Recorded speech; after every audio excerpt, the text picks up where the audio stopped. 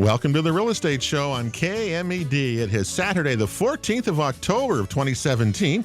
Pete Belcaster and Joe Brett, the real estate guys, with you here today on KMED. We're both real estate brokers with John L. Scott in Southern Oregon, and we get together with you once a week here on KMED to talk about, well, all sorts of real estate-related issues and topics. Over 400 times we've met with you here on the weekends, and Joe and I are still around. It's amazing, isn't it? Well, we have really good guests that we pepper with questions for an hour and get some really good information for our listeners. Yeah, and today is going to be no different. No, last week, I just want to say before we talk about today, last week, in case you missed the show, Daniel Perry and Jeffrey Nagel were here. We talked about travelers' accommodations again. What a great update. And an update is certainly quite interesting, and investments and kind of things. If you missed that show, you can go back and listen to it again.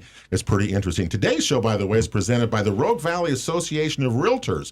And one of the things we've been doing with the association is they teach classes, as you know, for realtors. And whatever they teach realtors, we think that you ought to know. That's great. Our listeners need to know. Yeah, for the program. Yeah. So today, Kimberly London, who's been here before, is with the City of Medford's building department. She's the Development Services Specialist. And Tina Garvin, who's the Development Services Manager for the City of Medford's building department. I love titles, you know. I'm just a dummy, but they got I don't titles. have any that sound that good. That's really good. So Kimberly, nice to see you again. Welcome back to the show. Thank you so much for having me back. Well, so tell me, we learned a lot when you were here last time about building permits and stuff like that. This is such an open topic that affects everybody in real estate. I don't care if you buy or sell, whatever you invest, whatever.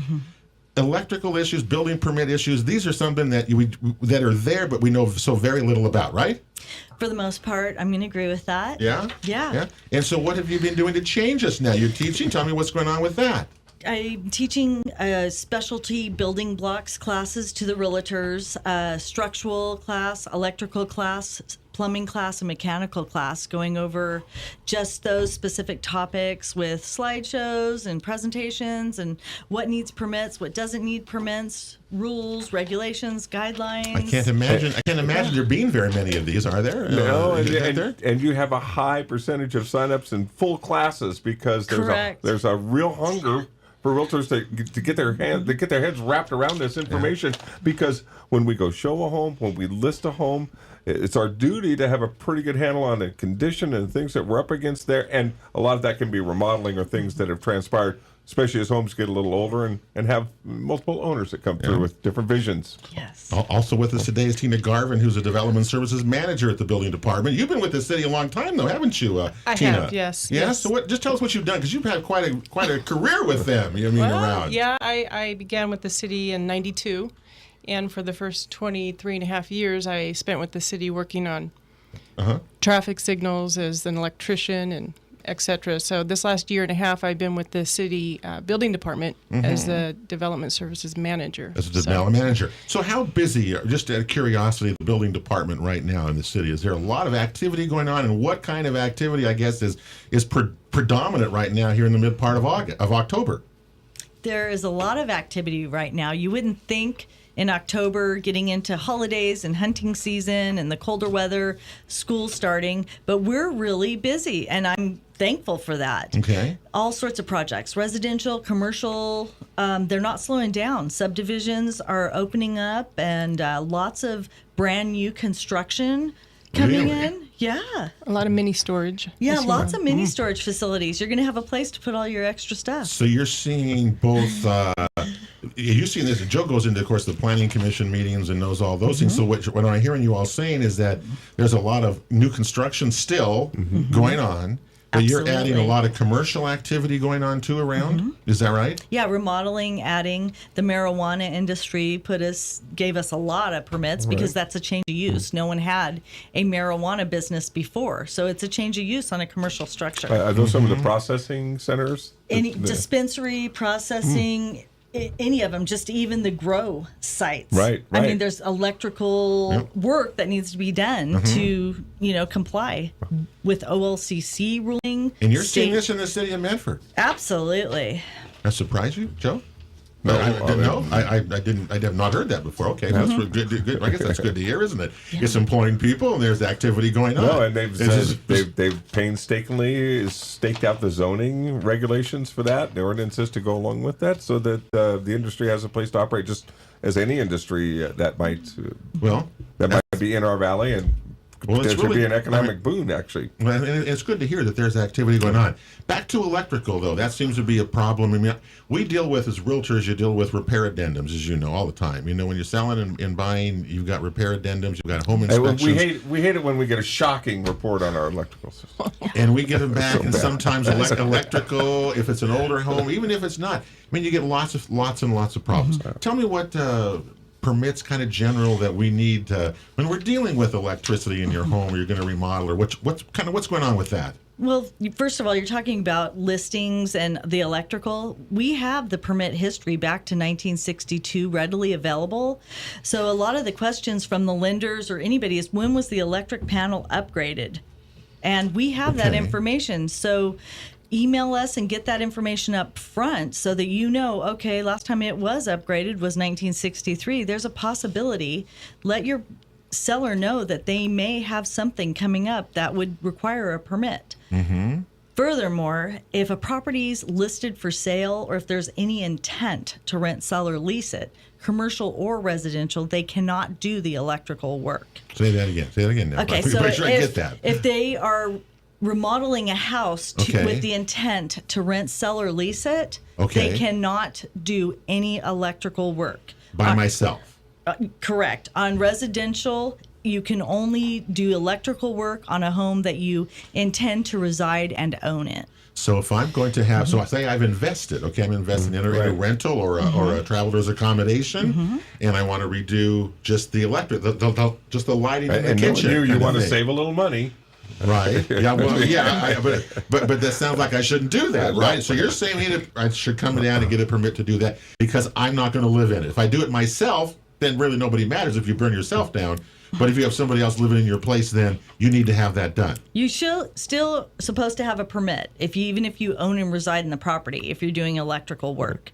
It is security to keep you from burning yourself down. Yeah. We do come out and inspect. That's covered in your basic permit. So there is a little bit of assurance there. Plus, you don't want to have a fire with electric or anything with your insurance company and have them check with the building department and us having no knowledge of it or no permit history of what occurred. Yeah. What do you mean by upgraded control panels? Because I see in inspection reports, panels are missing this, there, something's not going to it correctly. And there's all sorts of things that can come out of an electric panel, I've learned. So when do I have to update it? What do I find in these things? Well, you'll find out in a lot of electrical panel upgrades, you've had breakers that have been replaced. Your home inspector may write up that there's missing breaker plugs of sort, that there's an opening in the panel. Okay. So you need to make sure that everything's closed off so that anybody that opens that face of that panel cannot reach into a hot bus and be shocked. So that's one thing with the electrical panel. Do you still see fuses? Where the screw-in fuses? Because that's what I see those in older homes. That's what I had on Grant Street. Did you have that there? Yeah, the whole big knobby. I lived in two places in Medford in the 80s, early 90s that had those. Yeah. Today, are those legal? Do I have to change it if I sell my house and they have them, or if I buy it and I see that it has fuses? Well, tell me what the story is there. It's not required to upgrade your electrical panel to sell your home, even if it's fused. Okay. I would, it's a common thing to replace fused panels. They don't sell them on the market anymore for new installations. Now it's the circuit breaker panels that go in. Yeah, lots of circuit. Yeah, I've got those. Okay, that's what I've got. The switches, right? They're all marked. Well, they're supposed to be all marked, right? Yes, they are. Yeah. Correctly, too. That would be helpful. That would be very helpful, too, if they are marked correctly. We've all ran into that and at I'm one sure time a lot or of them another. Are not. That would be true. And that's also something that occurs in your inspection that's looked at, is to confirm that they're labeled correctly. Okay, but I don't have to change them if I have those. And do you see a lot of fuse stills out there? Both. Multi-systems, services and fuses. Like she said, they're not sold anymore for brand new construction. Okay. But a lot of the older homes still have both. Still have both in them. Okay. Or they've added a feeder or service to it because there wasn't enough room or power in the panel, the fuse panel, to suffice what they wanted to add. Like older homes didn't have the dishwasher, the disposal, the vent fan in the bathroom, the central heating and air. All those things take a lot of power, and usually that's what could trigger an upgrade of electrical service. If you're having a problem in your house and you flip a lot of switches, where it goes dead, I'm sure that happens all the time around my house even. But what does that mean? What's lacking? Why is it doing that? Are you talking about the breaker tripping? Yeah, the breakers trip, Okay. and you got to go down to the basement and flip them back again. Sure. Well, a lot of times what you're finding is you have a circuit that's rated for a certain amount of current to run through it for correct operation. So a 20 amp circuit, your breaker is going to be labeled with a 20 or a 15. Well, there's a 20 amp circuit or a 15 amp circuit. They're only rated it's 120 volts. So it's basically a wattage there that you can go up to. So say a 20 amp circuit is 2,400 watts. So if you overload that circuit, you're That's likely what's going to tripping the trip things. that breaker. Correct. So think about what a microwave, what wattage a microwave is. And so about 1,400 watts. And then you plug a toaster in next to it, that's 1,100 watts. And you're on a 20 amp breaker. So if it's switching out, then how do I repair that? How do I fix that? What's you the way don't to run do it? both of those devices on one circuit. So I need an electrician. I bet it's your heated vibrating dog beds for your two dogs. You're plugged in the same circuit. No, it's usually my washer, the washer and dryer kind of thing. But you're probably right. They're on a circuit that needs to have more power to them. If that's the case and people find that, how do you fix that? Well, you don't increase the size of that circuit because it's limited at 20 amps. So you're going to have to install new circuits to accommodate your load. But you also have to consider your main breaker because that's ultimately your limit. If you have a 100 amp main breaker, 150 or 200 amp main breaker. Now, you two were talking about, by the way, we're talking with Kimberly London and Tina Garvin from the Medford Building Department today on the Real Estate Show about electrical issues that come up when you buy, sell, or remodel your homes. What is the new construction's very different, you're telling me today. Electrical, I can't imagine the way it must be done today. Wow, yeah. Right? Well, there's GFCI that everyone's heard of, and you usually find a GFCI outlet in your kitchen, bathroom, exterior, laundry room. Is, how would I know what GFCI? GFCI is a ground fault interceptor. Okay, well, what does that Required mean? at water locations. And what it does is it protects people against electrical shock from an electrical system. All right. Now, if I sell my place, isn't this true, Joe, now, that if you sell your property, that you're going to be called on and you're going to have to install GFCIs in the kitchens and bathrooms. Is that correct if they're not there? Is that right? That is correct, yes. They have require to be GFCIs. They're required. Yes. Okay. All right. Just in those two places, right? Kitchens and bathrooms. No. Exterior, laundry room, outside, anywhere where there's water is the easiest way to think about it. Okay. Oh, boy. Anywhere where there's water. Garages, basements. Well, I've seen a lot of Wet GFCIs. I've seen them in bathrooms, in kitchens. I have not seen them installed anywhere outside or other places No, like that. this is new installation, newer homes. New homes. Okay, Yeah. okay. Uh-huh. Yeah. If you have an older home, it was built to a code, and that's what's required. So all the new construction going on in this valley has this, what you're talking about right now, in them, right? Arc fault All circuit interrupters. GFCIs Yes. outside in laundry rooms, etc. Okay, all right. Well, see, that's something I didn't know that either. What about lighting? Is there lighting requirements today in new construction? Do you have to have certain fixtures that are energy efficient, or tell me what's the story there? Well, it depends. There's additional measures that you pick from. 2 different measures as part of your brand new construction. And one of the choices could be a high efficiency lighting. Okay. But there's a whole list of items, and they have to meet. There's high efficiency windows, heating and air system, upgrading insulation. There's just all sorts of things that you have to choose to make sure that the home is energy efficient. Lighting is one of them you can pick. All right. Now, I've heard that Oregon is soon to be or is going down the road that new construction will all be net zero energy. Is that true? Have you heard that also? I haven't heard It's coming in California and Washington, and it's coming our way. And I was in some, there's several of those homes that are built in the valley, net zero energy use. They're fascinating, and I'm wondering how their electrical uses is different, if that matters. I don't know.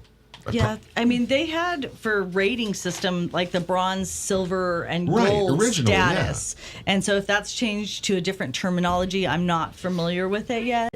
We do have some very few houses, residential, a few commercial buildings that do have the different ratings based off of what they've upgraded to meet the minimum codes. And ratings are coming. I mean, they're coming in commercial building, and they're coming in new construction as well. It's still a few years behind, but it's on its way. Look at the technology with roof shingles that can generate power. I mean, we're turning that corner where we should almost come to expect that in our new construction. Your house could be just an amazing generator of power, etc. Anyway, the Real Estate Show here on KMED. We got a break. We're coming right back. Kimberly London and Tina Garvin, the city of Medford, talking electricity. We're coming right back right after this. The Real Estate Show rolls on KMED. October the 14th is our date, 2017.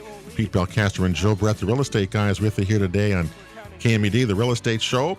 Well, last week, Travelers Accommodation Show. Before that, a terrific show on the rental housing market, home warranties, all sorts of things out there, and it's really funny because over the course of a year, you use all these things, Home warranties are a big thing lately. I don't know why. It's like getting home warranties for people. Yeah, they need them sometimes. Save you some big headaches. Oh, yeah, it really does. I think electricity that we're talking about today is something that so many of us know so little about, and we're afraid of it. I am. I mean, I don't touch anything. It scares the heck out of me because I don't know it. I wish that maybe Kimberly and Tina would teach a class for dummies like us so we could go actually and fix your own house that you live in. Okay, I understand. Can't do somebody else's house, but I can do my own. Anyway, that's right. We'll see if that works or not. Anyway, permitting. Let's talk about permits. When do I need, Kimberly and Tina, when do we need electric permits if you're going to do something? Because there's so many people are remodeling or building or doing something in their homes to improve the value, which is one of the things we want to do.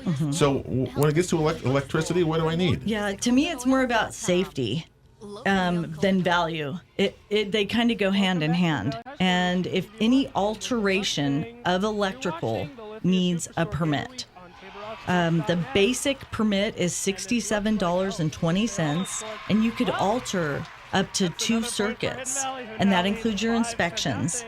So if you wanted to add Christmas lights outside, an outlet instead of your beautiful extension cord that you run. That run for miles and things like that. That's the time of year you're talking about adding just an outlet, and like run the line to the box, right? Christmas lights. Yeah. Do I have problems? Well, you're crazy. You should come and inspect his house because the deer, it would blow up. the lights. Yeah. So candy canes. I can tell you how to find a licensed electrician also. The state of Oregon's website, www.ccb.state.or.us. That's the Construction Contractors Board, but they do show what electricians are licensed on the BCD portion of that website.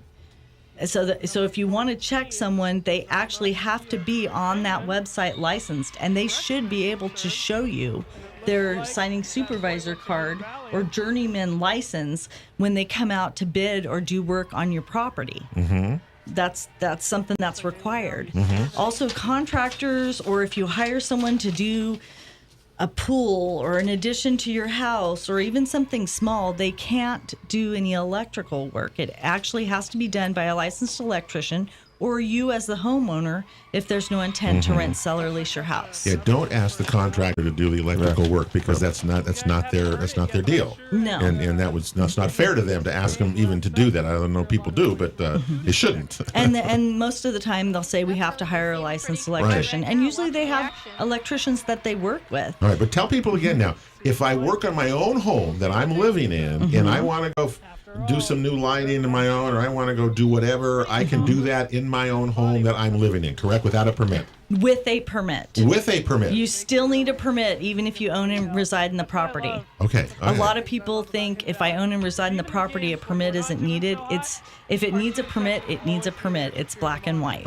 So you would just come down, you would actually sign a release that states that you own and reside in the property. There is no intent to rent, sell, or lease it. And we'd issue you the permit and inspect it and hope there's not a for rent or sale sign. So you're going to come back and inspect it even if you do it yourself. Correct. All right. So it's security for everybody. And especially for your neighbors. Because your problem, if your house catches on fire, can very easily become their problem. No, I understand that. I mean, that makes sense. Yeah. I'm just, but if I have a rental, if I have a vacation rental, if I have any of those things, I have to get a license. I got to get the permit and have a licensed electrician come in and do the work. Correct. And usually the licensed electrician obtains the permits. With their licensing, they're able to obtain permits on the state of Oregon's website. So they don't even have to come down because they put in all their information, their credentials, and obtain the permit that way. The state then sends it to us to actually process the local permit. So it's really nice because if they have one in Grants Pass, they have a property in Ashland, their secretary or they could just sit down and actually obtain all those permits at one time using the state's website. Okay. Now, the county assessor, Dave Aerosmith, was here not very long ago, and he told us, when we were talking about building permits then, he said that they go down, that they actually will pull building permits from the cities, remember, around the county, and that they physically will go look at those and reassess those for taxation purposes. Do they come in and get electrical permits from you also at the city of Medford, for example? We're completely electronic, and they have access to all of our records. Okay. And they have since 1998. Oh, okay. So when we were paper plans, they would come over and physically get copies of all the plans.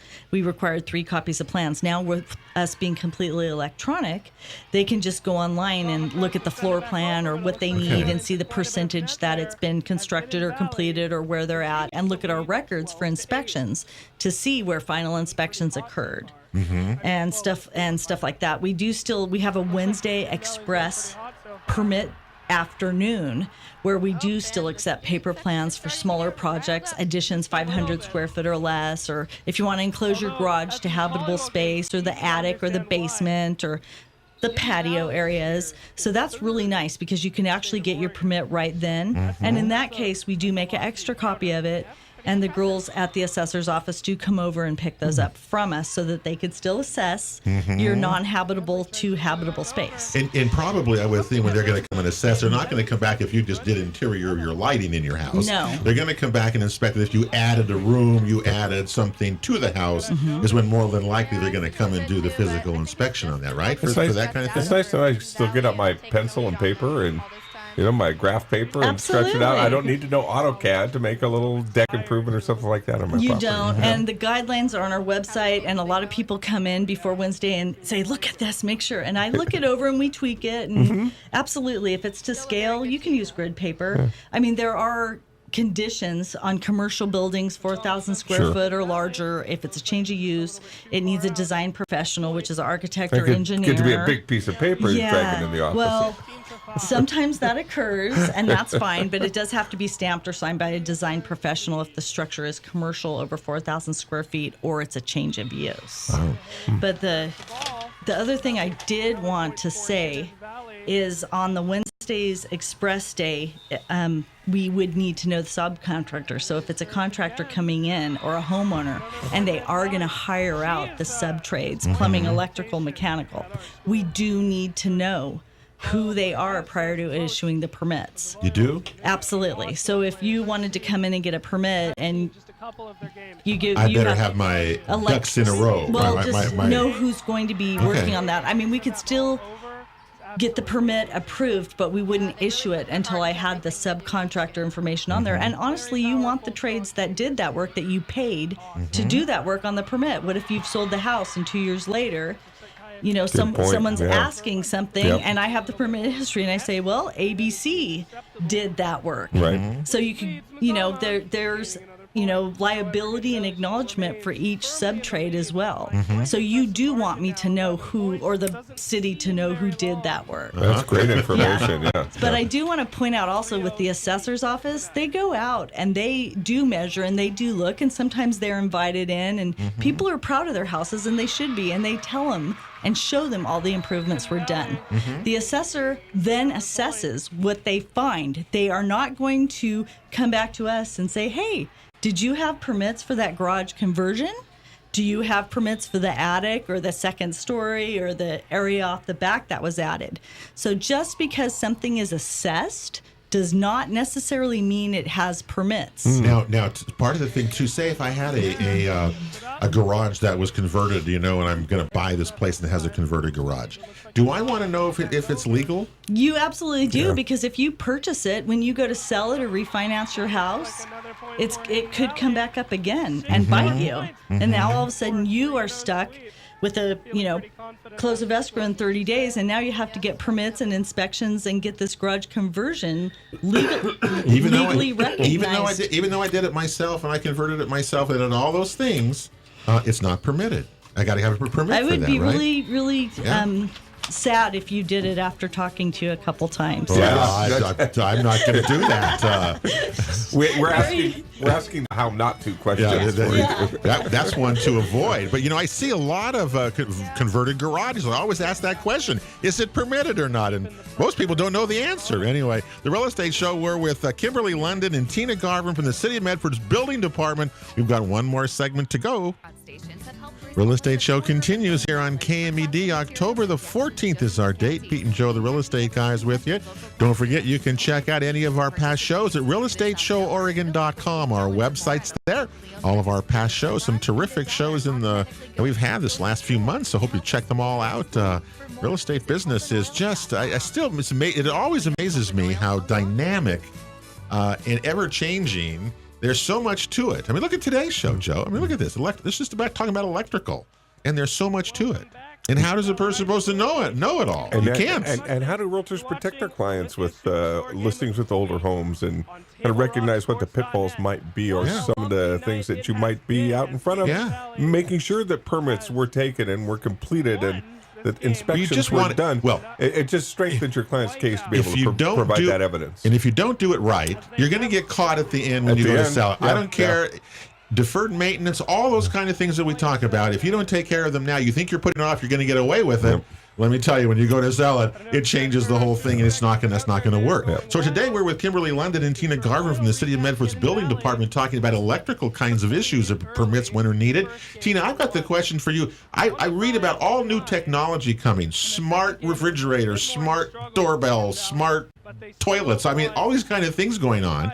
Do homes today have enough power to do all of this? I mean, I think of, I was walking around my house last night, for example. I got all these lights are on, this is on, things, and it didn't used to have that much. So do we have enough power in homes, or what's the story there about the future with all this more technology, more use of power coming our way? Well, that's a big question there. A lot of the older homes, do they have enough power to operate the devices and the appliances that they're wanting to put in today, whether they're smart appliances or not? A lot of the older homes are undersized in their main panels, so they should consider upsizing them. You'd find a number of newer homes that are either 200 amp panels, or there's some 400 amp panels out there. And how would I know? Here's the $1 million question then is, how do I know if I'm buying a home, if I need to have it upgraded and know that? I mean, I don't know that. Well, if it's existing, the service is there right now. It should accommodate what the appliances are there now. Okay. If they've been operating okay. But if you want to start dropping down your load, I would consider putting in LED lights.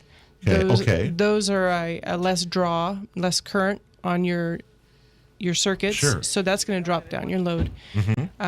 Your refrigerators, they have those smart refrigerators. They have the different devices. Some of them are even operating off of your phones. You could be out of state and turn your lights on and off from your smartphone. Those are not going to cause you to draw more load.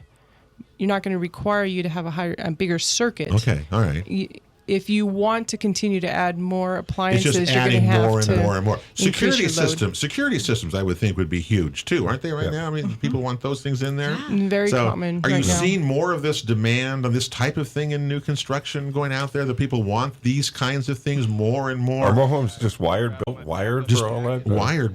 Jeez.